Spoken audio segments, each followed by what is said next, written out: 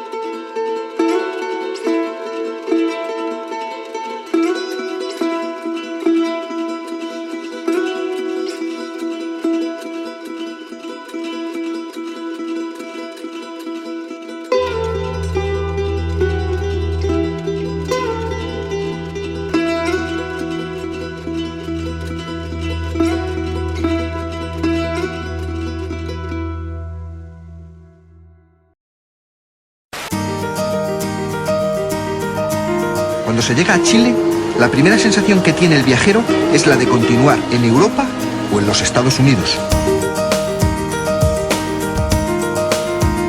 Muy importante, y quiero señalarlo esto, y es que Chile se ha graduado. Es como si Chile estuviese en la universidad, por una razón muy simple, porque Chile ya es lo suficientemente desarrollado. Cuando nadie apostaba por Chile, finalmente se firmó el TLC con Estados Unidos. Bueno, nuestro país ostenta un nuevo récord. Es el país con más centros comerciales y malls por habitante en Latinoamérica. ¿Por qué en Chile cuesta tanto menos que en la Argentina? Unos extranjeros están dispuestos a todo con tal de entrar a Chile. En 2014 Chile podría considerarse un país desarrollado, así lo determinó el Fondo Monetario Internacional. O sea, sobra plata. Chile es uno de los grandes éxitos de esta región. ¿Y en Chile viste algo interesante, algo que te haya hecho pensar? Muchísimo. Una vez más confirmé el tremendo avance de Chile como comunidad. Y desarrollar una clase media con poder adquisitivo y con bajos índices de conflictividad social. ¿Qué ha hecho Chile para pasar de ser de un país pobre a un país que muy pronto podría entrar en el primer mundo?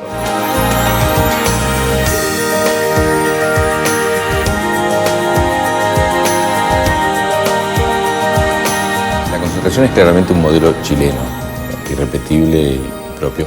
Hay también un modelo socioeconómico chileno, puntualmente. Hay un modelo propio chileno, una personalidad propia de Chile respecto a esta relación.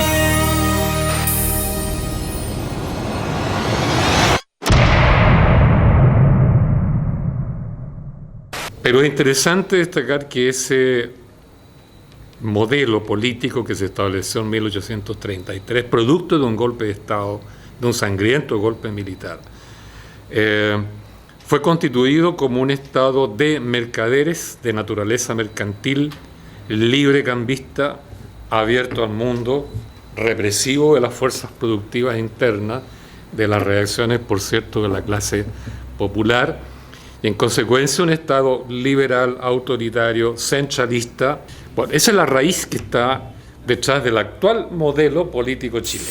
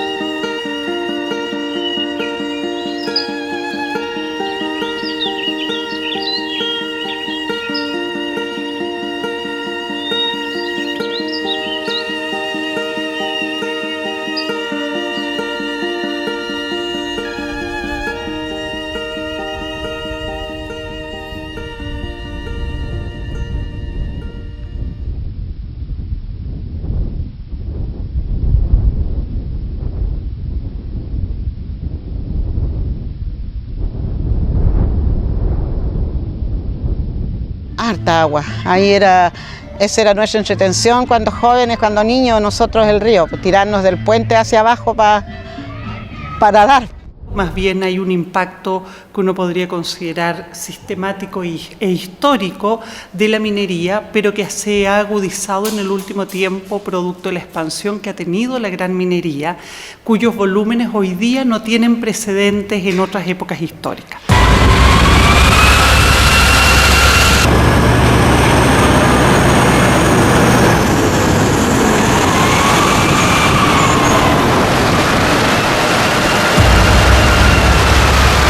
Eso ha significado que aumenta la presión respecto a recursos naturales, se genera un impacto de la minería respecto de espacios territoriales donde jamás había existido presión minera y en donde los desarrollos económicos tradicionales de las comunidades estaban vinculados fundamentalmente a la agricultura o al aprovechamiento de los recursos que naturalmente conforman el hábitat de estas comunidades. La mayoría de los pueblos ribereños a la cuenca del río Loa, por ejemplo, son pueblos secados por la minería.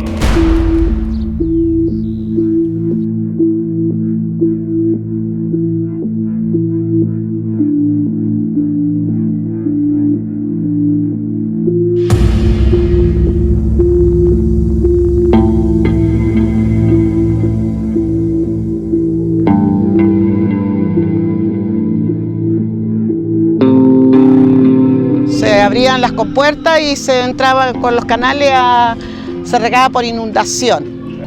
Antes había mucha agua y a medida que se fueron instalando las mineras se fue cortándose el flujo de agua.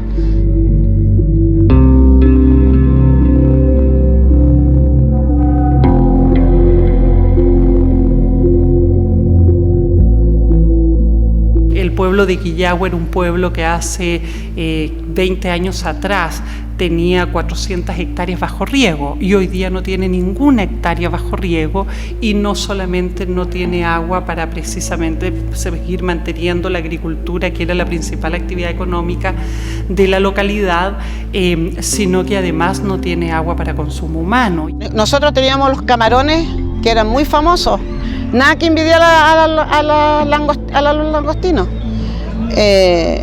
Así eran los camarones, pues sin exagerar, así eran los camarones. La agricultura se empezó a secar y los animales empezaron a morirse. A nosotros nos hizo un daño muy grande Codelco.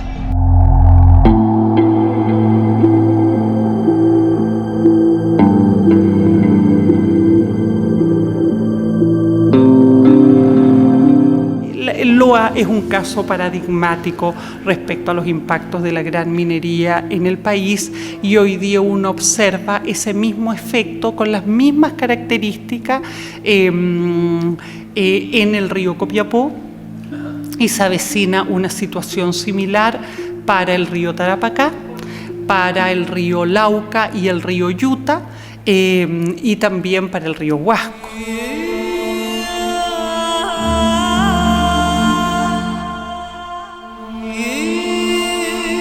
Tenemos los glaciares tan arriba y en tiempo de sequía, si no llueve, no hay nieve, están los glaciares. Entonces de eso se mantiene el valle.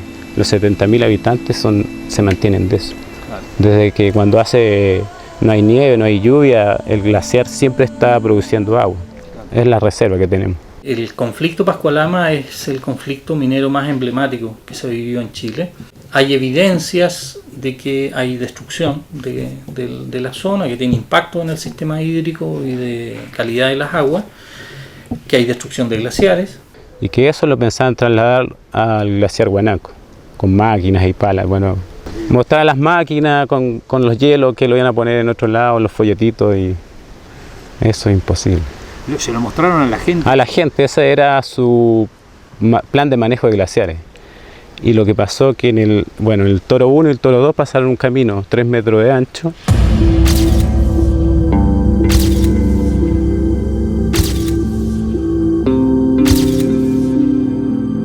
O sea, hoy día en Chile hay diversos emprendimientos mineros que prospectan los depósitos de relave en las ollas hidrográficas a fin de abaratar los costos de la construcción de estos depósitos. Contemplan solo unas áreas parciales de impermeabilización y por lo tanto el efecto que se genera es un efecto de contaminación de toda la cuenca. Ese es el caso del tranque El Mauro. Es lo que va a ocurrir con el proyecto minero El Morro.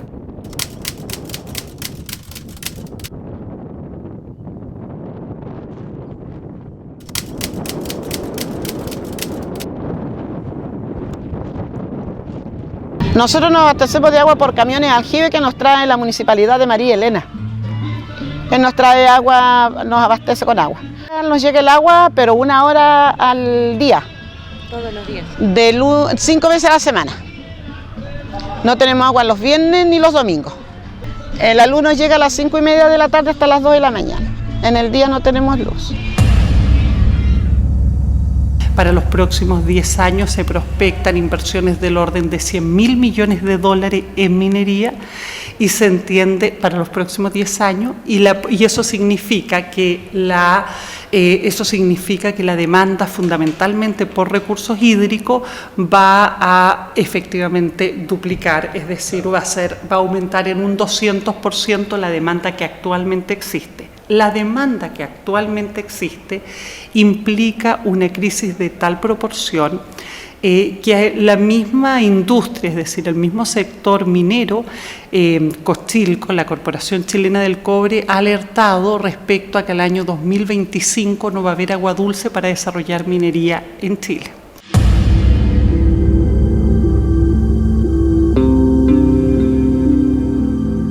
Sin embargo, la Dirección General de Aguas ha articulado una estrategia para responder a la demanda, al aumento de la demanda de aguas en el país a través del trasvase de agua desde la zona sur hacia la zona norte.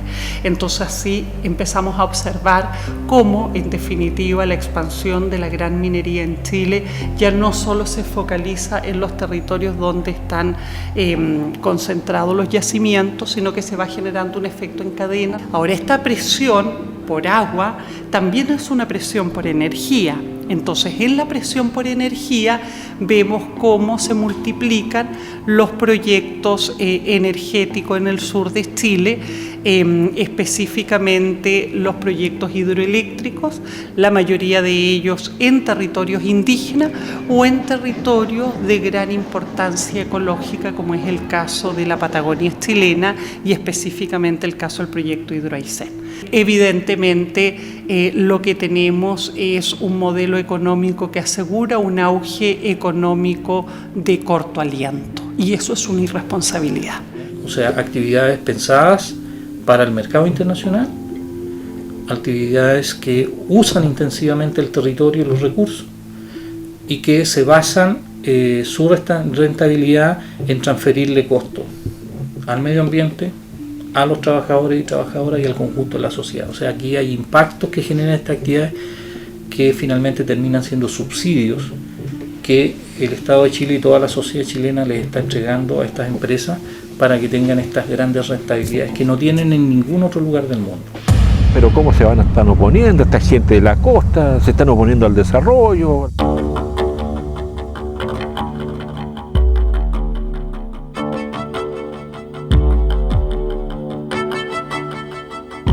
En fin, nos trataron de ignorantes, nos trataron de todo, o sea, antiprogreso en general, o sea, porque estábamos en contra del ducto.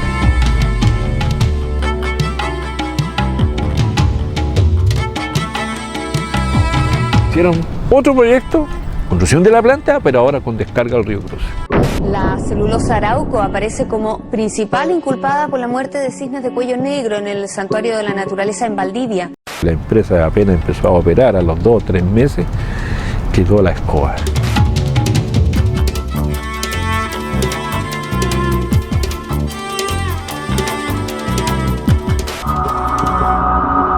Era inevitable. El informe final de la Universidad Austral acerca de la muerte del río Cruces fue expuesto al país y su conclusión es determinante. Sí, porque si el escándalo de este asunto, la empresa va a ser condenada y la empresa va a tener que descargar en otro lado.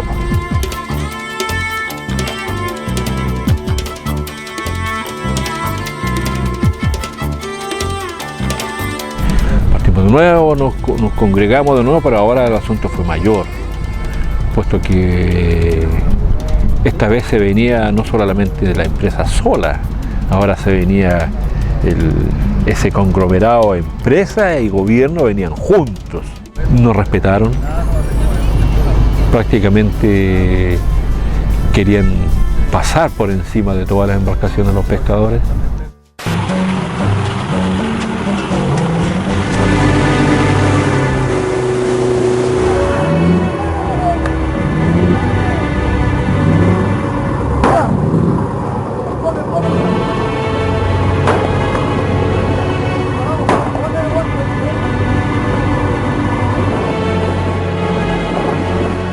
No está defendiendo la soberanía de nadie. Si aquí no estaba en peligro la soberanía, no venían los peruanos, ni los argentinos. No, aquí era proteger una empresa. Es increíble, increíble. Obviamente para resolver los temas finales de una empresa que contaminó un lugar y ahora quiere contaminar otro. Estamos hablando de los gobiernos de la concertación, de los que rescataron y sacaron el gobierno de los militares y volvieron esto a la democracia. Y ellos nos mandan los marinos en contra porque nos quieren doblegar, porque aquí tienen que ser contaminados, sí o sí.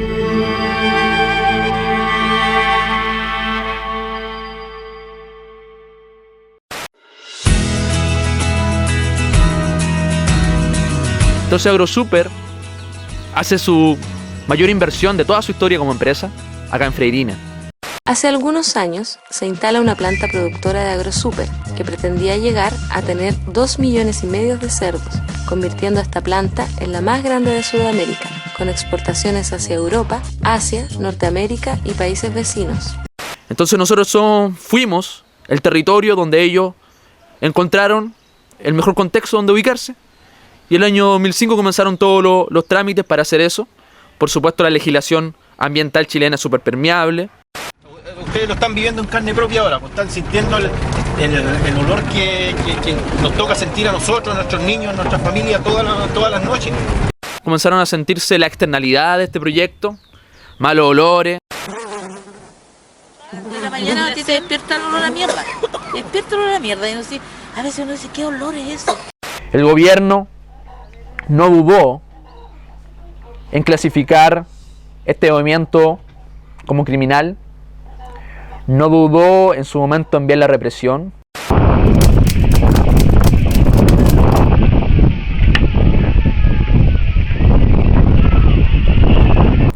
En mayo fue la primera vez que nos enfrentamos a la represión, cara a cara. Primera vez una comunidad de 6.000 habitantes.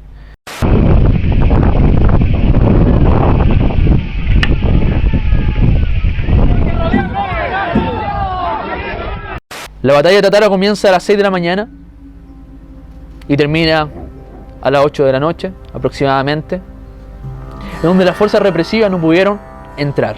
¿Quién está detenido ahí?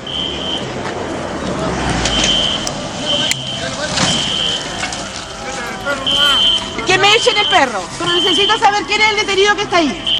Fui apresado por guardias, fui golpeado, me retuvieron dentro de la planta AgroSuper, dentro de sus propias infraestructuras.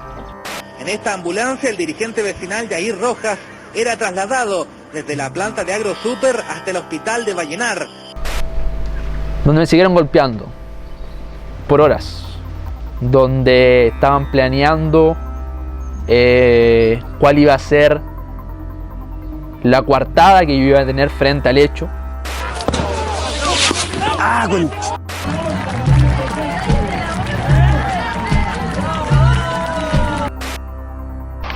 Cierre indefinido. La decisión de AgroSuper sobre su polémica planta en Freirina sorprendió a muchos. El olor a mierda todos los días fue un factor claro, preciso, porque es un factor que te golpeaba la ventana y se metía por tu puerta. Y nos podríamos haber acomodado a la situación como se están acomodando o como están obligados a soportar en la sexta región. Sin un proceso de organización potente, sin una base de organización, sin una conciencia, sin una actitud, no habría podido ser. Porque la soberanía, y teníamos la concepción bien clara que la soberanía radicaba en nosotros, en cada uno de los participantes de la asamblea, en cada uno de los vecinos que entregaban su comida a la olla común. a cada uno de los vecinos que desplegados por el país freirinenses todos, nos llamaban y decían qué ganas de estar ahí, qué ganas de defender Freirina, qué ganas de pelear. Muchos dirán que este territorio no tiene nada de llamativo, que el territorio donde está emplazado la empresa es desierto. Pero ese desierto donde está emplazado es nuestra historia. Es todo lo que tenemos. No tenemos absolutamente nada más que la ganas de seguir viviendo acá.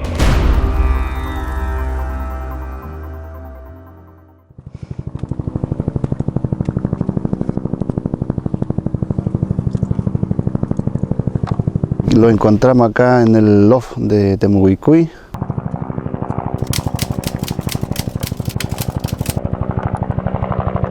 Nuestros abuelos hicieron resistencia a esa invasión y desde ese momento esta zona ha sido de resistencia. ¿Qué es eso? Voy a mostrar esto, que probablemente los que estamos acá sabemos lo que es, pero yo apostaría que una gran cantidad de la población chilena no sabe lo que es.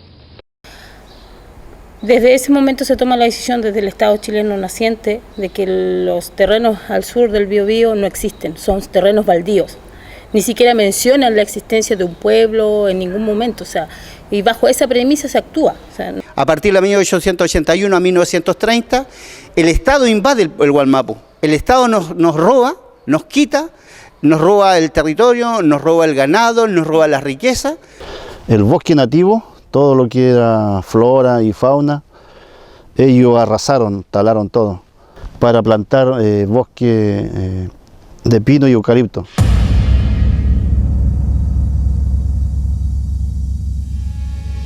Esas tierras usurpadas están hoy día en manos de particulares, de colones o de empresas forestales, que han sido privatizadas en el contexto de dictadura y que hoy día han constituido una industria chilena importante y que son verdaderos imperios económicos, industriales y que pertenecen a familias oligárquicas chilenas. O sea, acá hay personas, hay familias que tienen 300.000 hectáreas. Una familia tiene 300.000 hectáreas. Nosotros somos 1,5 millones y tenemos 350.000 hectáreas. De hacer creer, en este caso a comunidades, que lo que se venía era el progreso, en consecuencia que a nosotros nos han sembrado la idea de progreso durante muchos años y producto de ese progreso las comunidades siguen viviendo en un estado de pobreza. Le inculcan a la gente que tienen que desarrollar ser microempresarios, o sea, ese es el discurso de hoy día a través de los programas. ¿Y qué es un microempresario? O sea, es una visión totalmente ajena a lo que es el vivir dentro del pueblo mapuche. O sea,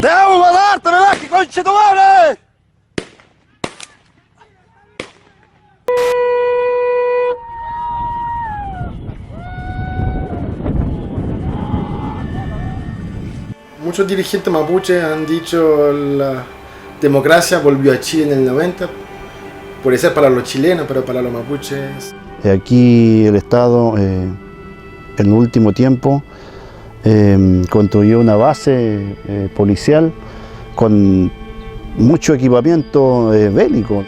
Es que al fin del 90, a principios del 2000, se empieza a utilizar leyes especiales como la ley antiterrorista. Han creado una imagen pero muy discriminatoria en contra del mapuche. Y la mayoría de los policías que están en la zona son de Santiago.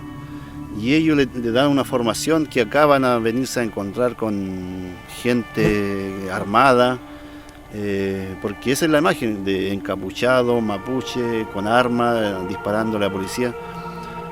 Y ellos inmediatamente cuando ven a un mapuche actúan de esa manera, así de manera prepotente, humillante y racista. Homicidios hacia joven mapuche, Alex Lemú, Matías Cachileo, Mendoza Colillo, han quedado lamentablemente en la impunidad. Alex Lemú, joven de 17 años, que fue matado con un balazo en la cabeza, el carabinero ha sido juzgado y considerado como absuelto. En el momento del juicio, que por parte de la justicia militar sigue siendo el ejercicio de su función, y alguno como el que mató a Alex Lemú ascendió. En Chile está la construcción de una idea de nación muy homogénea, todo muy compacto, en el fondo con una diversidad resuelta. O sea, hay una idea como de convertir esta diversidad colectiva en pluralidad individual, nada más. El punto es que el pueblo mapuche no encaja en el cuento. Y como no encaja, hay que seguir construyendo la ficción de los chilenos como algo superior. Entonces, para hacerlo históricamente, incluso el mapuche ha sido parte. Primero que éramos flojos, que éramos borrachos, hoy día somos terroristas, pero cuando hay que atraer al turista, cambian la forma de visión y dicen: el mapuche tiene que bailar, tiene que hablar su idioma, tiene que vestirse de mapuche, disfrazarse para el turista, porque de esa manera son bonitos. Nosotros no somos objetos, somos personas como cualquier persona de la humanidad. Entonces, estas preguntas claves que aparecen en la contemporaneidad son preguntas incómodas. Pero incómodas que llevan su tiempo, incómodas que tienen su historia, incómodas que traen mochila. Y en ese sentido, para nosotros, la asimilación que han querido hacer los estados claramente que no ha dado resultado, no está dando resultado y no va a dar resultado porque somos un pueblo distinto. Nosotros lo vemos que es lamentable vivir de esta manera, pero si lo hicieron los antepasados, el deber nuestro también es luchar.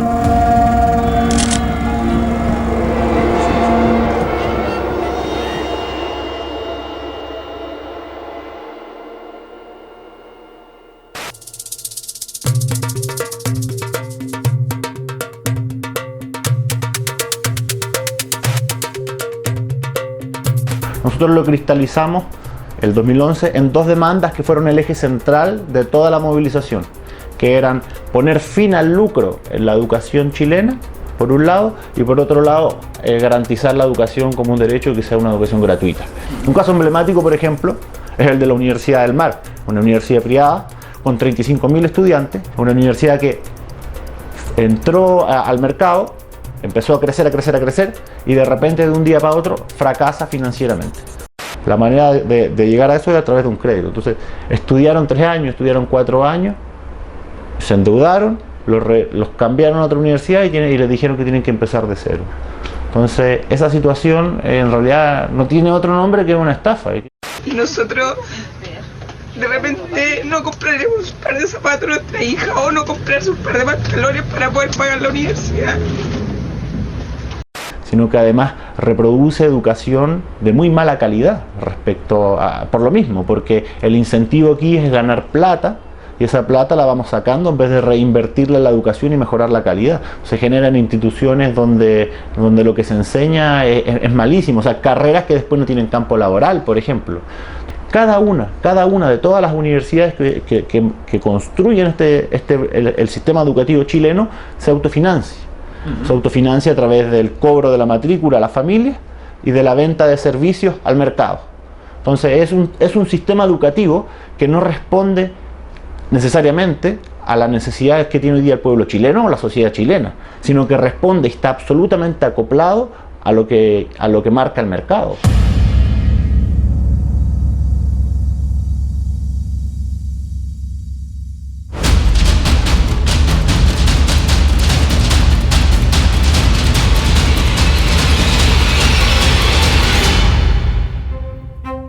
Y no hay que olvidar además que el modelo neoliberal nació en Chile.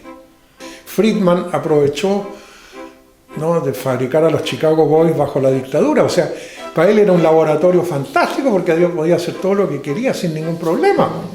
Y desgraciadamente, bueno, el modelo se ha seguido manteniendo. Los economistas del gobierno de Pinochet y luego también durante la transición plantean esto como una primera etapa, ¿sí?, para dar un salto importante que nos ponga en la escena del desarrollo, de ser país desarrollado. Y siempre se habló, por ejemplo, de que luego venía lo que ellos denominaban la segunda etapa exportadora, ¿sí? O sea, la etapa en que después de lograr una cantidad de beneficio económico, podíamos pasar a incorporar más inteligencia, más valor, más transformación. Bueno, a mediados de los 90, por ejemplo, en Chile de cada $100 que se vendía, 70 eran recursos naturales prácticamente sin ninguna transformación. Hoy día son 89. Hoy día la AFP, con lo que cotizan los chilenos para la previsión, forman un tremendo fondo, un capital muy grande, una cantidad de plata muy grande. Esa misma cantidad de plata es la que se le presta también a las instituciones financieras, a los bancos, a una tasa muy bajita. Entonces después viene el banco con la misma plata que le prestaron de acá y se la presta a las familias, a los trabajadores, pero a una tasa que es mucho más grande. Entonces hoy día en Chile el endeudamiento, no solo en lo educativo, sino el endeudamiento en general, es un tremendo problema. Hoy día las familias trabajadoras están endeudadas con 3-4 veces su sueldo. A esto se suma una desigual distribución de la riqueza, porque las normas precisamente que permitirían regular la redistribución de estos ingresos siguen favoreciendo la concentración del capital. Y en la medida que siguen favoreciendo la concentración del capital, lo que han hecho en definitiva es generar en Chile una brecha de ingreso que efectivamente es la de las más desiguales del planeta. Por un lado está la derecha pinochetista, que no desaparece, porque aquí el no terminó con la dictadura, también enterró a Pinochet, pero el legado de Pinochet sigue existiendo hoy en día. No tiene ninguna importancia en la historia de Chile, 600, 800 muertos acá. Bueno, se les pasó la mano, se quedaron cortos, para mí se quedaron cortos. Y los mismos que torturaban en ese momento hoy día son alcaldes, son diputados, gente vinculada a la dictadura está hoy día ocupan un cargo de representación y lo eligen y todo. Está el Partido Socialista, que transformó toda su ideología. Eran marxistas, estuvieron con Allende en el 73, pero cambiaron toda su postura y asumieron todo el paquete neoliberal del 89 y lo tomaron como política suya y empezaron a trabajar en función de eso. Cuando tú tienes un país en donde la institucionalidad no tiene mecanismos de fiscalización desde la ciudadanía, porque finalmente los enclaves instalados por la dictadura y que se han preservado a través de la transición democrática, precisamente porque es funcional a los grupos de poder.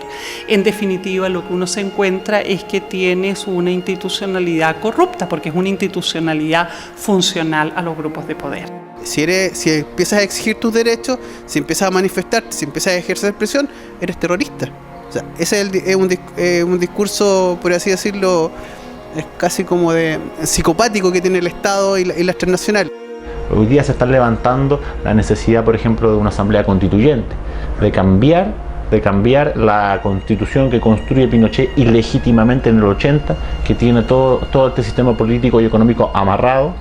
Una vez más confirmé el tremendo avance. Se firmó el TLC con Estados Unidos, a un país que muy pronto podría entrar en el primer mundo.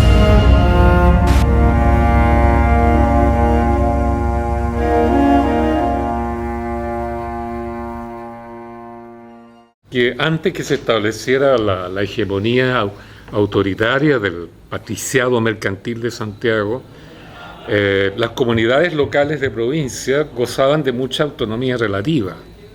Por eso se fueron desarrollando prácticas políticas democrático-participativas y al mismo tiempo una opción por desarrollar la producción más que por el comercio internacional.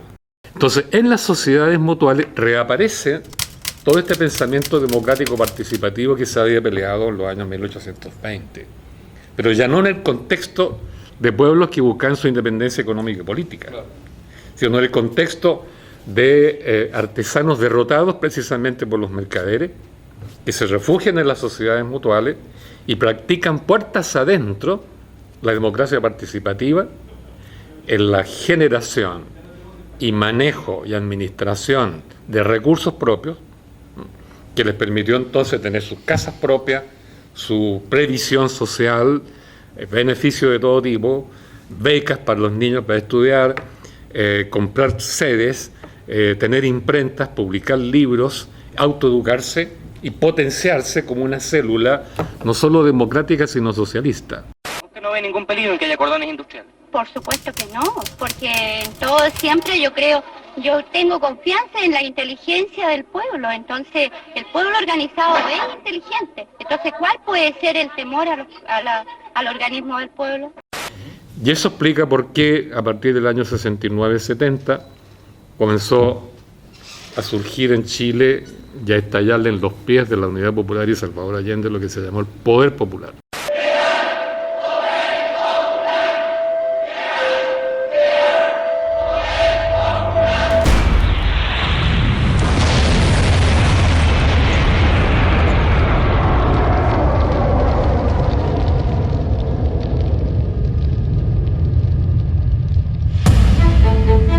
Pero la cultura adquirida, y esto es un punto importante, cuando es cultura real, social, o sea, tú no puedes reprimirla, tú no la matas, tú no la metes presa. Entonces por eso es muy interesante lo que está ocurriendo en Chile a partir del 2001 con los estudiantes, pero sobre todo a partir del 2011 con las comunidades locales. Se calcula que hay más de 1.200 asambleas de este tipo en Chile, unas más desarrolladas, otras menos, qué sé yo, pero al conversar con ellos en la práctica todos tienen claro de que uno tiene que luchar contra el capitalismo salvaje, que le extrae los recursos, ¿verdad?, agotando los recursos hídricos, contaminando el aire, afectando la vida de las comunidades locales. El gobierno, o los gobiernos puede ser, no le temen a los levantamientos, porque tienen la capacidad para acabar con cualquier levantamiento, porque ellos tienen el poder coercitivo, el monopolio de la violencia. Pero sí lo que le tienen miedo es cuando la gente se organiza, se informa, crea su propio poder, se convence que el territorio es nuestro, genera autonomía, no delega responsabilidades, sino toma la responsabilidad y se defiende frente al Estado, frente a un gobierno. Es ahí cuando ya comienza a tambalear el piso que les dejó la dictadura. Por ejemplo, hasta antes de Pascualama, en el norte de Chile no existían los glaciares. O sea, en la era del debate internacional por el cambio climático y por las consecuencias que esto tiene, no reconocíamos. Entonces, y a partir de eso, en Chile se empieza a discutir una posible ley de glaciares, en Argentina también. Pasó el tiempo de reclamar derechos, hoy día es el tiempo de ejercer nuestros derechos, concretar propuestas, a relacionarnos con organizaciones no mapuche y que estén trabajando en la misma línea para contribuir, digamos, de cómo entre todos generamos o reivindicamos una forma de vida distinta. Una política que se funda dentro de un territorio puntual, donde la opinión de todos es válida, donde todos pueden entrar, donde todos pueden opinar, donde todos pueden designar una acción. En segundo lugar, junto con lo mismo se dan cuenta de que la riqueza que produce su territorio no las manejan ellos, pero que llega el momento que tienen que manejarla ellos también.